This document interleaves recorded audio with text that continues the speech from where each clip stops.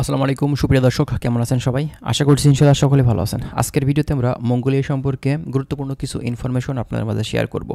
আমাদেরকে মঙ্গোলিয়া সম্পর্কে অনেকেই অনেক ধরনের প্রশ্ন করেন, অনেকেই কমেন্ট করেন। আমরা চেষ্টা করি যতটুকু আপনাদের বিষয়গুলো নিয়ে কিন্তু কথা বলার, ঠিক আছে? তো বর্তমান সময়ে এখন মঙ্গোলিয়ার আসলে কী পরিস্থিতি, মঙ্গোলিয়াতে মূলত আসলে কী টাইপের কাজে আপনি বর্তমান সময়ে যেতে পারবেন, কেমন স্যালারি পেয়ে থাকবেন এবং বর্তমানে সাধারণ যারা কর্মী আছে তারা কেমন বেতন পেয়ে থাকে, মানে বেসিক স্যালারি কেমন দিয়ে থাকে, আমরা আজকে বিস্তারিত এই দেশ সম্পর্কে বিভিন্ন ধরনের তথ্য আপনাদেরকে দেওয়ার চেষ্টা করব। অবশ্যই ভিডিওটি স্কিপ না করে আপনারা শেষ পর্যন্ত দেখবেন, তাহলে অনেক কিছু গুরুত্বপূর্ণ তথ্য আজকের এই ভিডিও থেকে আপনারা কিন্তু জানতে পারবেন। দেখেন, মঙ্গোলিয়া এশিয়ার ভিতরের একটি কান্ট্রি, ছোট্ট একটি দেশ। বাংলাদেশ থেকে কিন্তু রিসেন্টলি এখন অনেক এজেন্সি মঙ্গোলিয়া নিয়ে কাজ করছে, অনেকেই কিন্তু এখন ফাইল দিয়েছেন মঙ্গোলিয়াতে যাওয়ার জন্য। তবে কথা হচ্ছে, দেখেন মঙ্গোলিয়া এমন একটা সুন্দর দেশ, এখানে কিন্তু প্রায় ইউরোপ কান্ট্রির মতন এই দেশের ওয়েদার, প্রাকৃতিক সৌন্দর্য, আর এখানে কিন্তু প্রচুর পরিমাণে শীতের সময় বরফ বা তুষার পড়ে থাকে, ঠিক আছে? তো এই দেশটা বুঝতেই পারছেন তাহলে কেমন সুন্দর হতে পারে। তো বর্তমান সময়ে অনেকে চেষ্টা করছেন এই মঙ্গোলিয়াতে ঢোকার জন্য। তো মঙ্গোলিয়া দেশটা আপনার জন্য কেমন হতে পারে? ভাই, মঙ্গোলিয়া দেশটা কিন্তু অনেক ভালো। সেখানকার যেসব মানুষজন আছে বা জনসাধারণ, তারা কিন্তু অনেক ফ্রেন্ডলি। আমরা অনেক আসলে মঙ্গোলিয়ার প্রবাসী ভাইদের সাথে কথা বলে যতটুকু জানতে পারছি।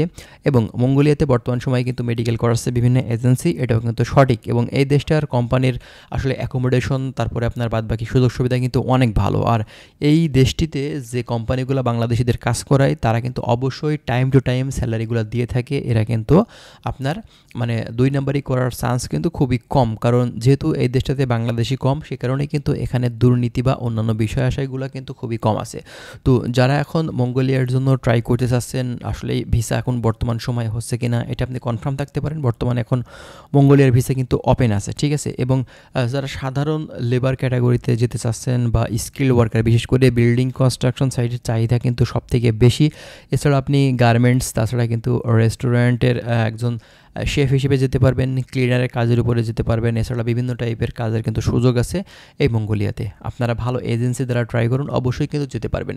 এবং এই দেশের বেসিক স্যালারি মূলত কেমন দিয়ে থাকে দেখেন, এখানে কিন্তু একদম সর্বনিম্ন স্যালারি দিলেও আপনাকে $350 থেকে $400 কিন্তু সাধারণ কর্মীদের বেতন দেয়। এবং দেখা যায় যে $450 পর্যন্ত কিন্তু বেতন হয় নতুন কর্মীর। এটা কাজের উপরে মানে দক্ষতার উপরে নির্ভর করে থাকে, মানে বেসিক স্যালারি, ঠিক আছে?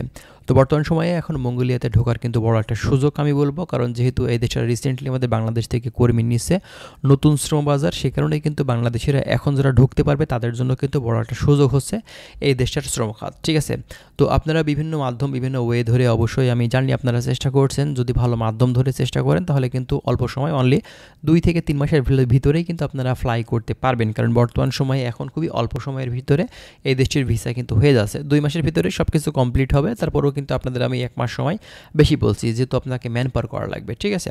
তো অনেক এজেন্সি কিন্তু ট্যুরিস্ট ভিসা দিয়ে পাঠানোর কথা বলে থাকে, সেখানে আপনার ওয়ার্ক পারমিটে কনভার্ট করিয়ে দিবে। এইসব এজেন্সির দ্বারা আপনারা কখনোই চেষ্টা করবেন না, কারণ তারা কিন্তু আপনাকে কম টাকাতে সেখানে পাঠিয়ে দিলেও পরবর্তীতে আপনি কিন্তু ভিসা এক্সটেনশন করতে পারবেন না, পরবর্তীতে আপনাকে ডিপোর্ট করে বাংলাদেশে কিন্তু পাঠিয়ে দিবে। এইসব বিষয়গুলো অবশ্যই আগে থেকে জেনে নেবেন মঙ্গোলিয়া সম্পর্কে।